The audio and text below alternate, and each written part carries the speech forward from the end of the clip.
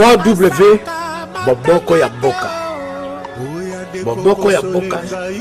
3W.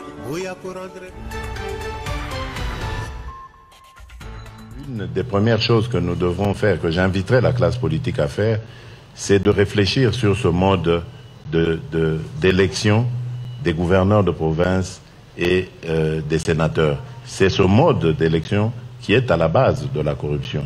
Et donc il faut réfléchir sur la manière de le changer et de donner au peuple, de la même manière que pour les élections législatives nationales et provinciales, et même présidentielles, le droit de voter directement, de choisir directement ses élus.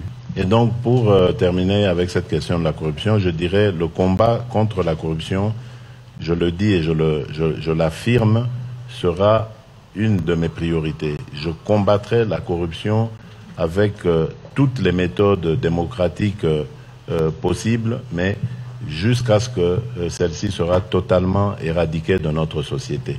Alors, concernant les droits de l'homme, je ne comprends pas du tout cette invitation à me démarquer du pouvoir de Kabila, parce que le pouvoir de Kabila a fait son temps. Maintenant, c'est le mien qui commence. Donc, il n'y a pas de démarcation à provoquer là. J'ai amené ma méthode et je vais vous dire comment est-ce qu'elle est déjà en train de faire ses effets. Depuis que j'ai été élu, j'ai commencé à sévir sur les agents des forces de l'ordre qui violent les droits des citoyens, et j'en veux pour preuve, en ce moment, il y a 3 colonels qui ont été arrêtés pour avoir donné l'ordre de tirer sur des étudiants quelques jours après mon investiture.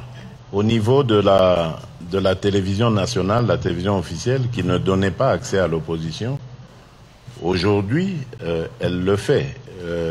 L'opposant qui continue de revendiquer sa soi-disant victoire a le champ libre. Non seulement ses activités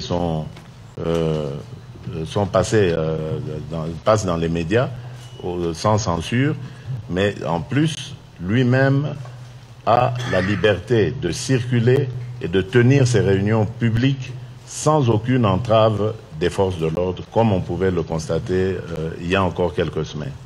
Dans les jours qui viennent, je peux vous dire que tous les prisonniers politiques seront libérés selon évidemment leur cas, parce qu'il y en a qui peuvent bénéficier de la grâce présidentielle immédiatement, d'autres, rien qu'avec leur procédure, elle peut être levée et leur obtenir la libération.